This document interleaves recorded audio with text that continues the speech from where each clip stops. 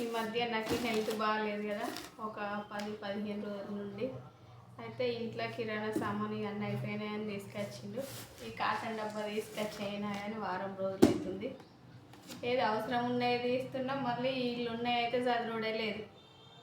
రేపు చదువుకుందాంలే, ఇవాళ నీరసంగా ఉంది కదా, అప్పటికి చదువుకుందాం, రేపు చదువుకుందాం అంటే మొత్తం నెగ్లెక్ట్ అయిపోయింది.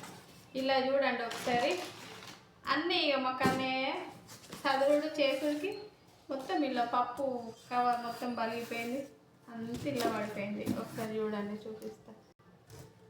మా కన్నయ్యతోటి ఇట్లా ఉంటుంది, అంత పెద్దగా ఉన్నా కానీ కూడా ఇంకా చిన్నపిల్లలానే. మా ఆయననేమో అవి చదువుకోరాదా, అవి తీసుకొచ్చి ఎన్ని రోజులు అవుతుంది, చీమలు పడతాయి, అది పడతాయి, ఇది పడతాయి అని చెప్పేసి అని ఆయన వదులుతాడు. నాకేమో చదువుకోవచ్చులే, రేపు ఇక అప్పటికి చదువుకోవచ్చు, కొంచెం రెస్ట్ తీసుకుందాము అట్లా ఇట్లా అని అంటే వాళ్ళు ఎట్లాగో మన పని మనం చేసుకోక తప్పదు కదా.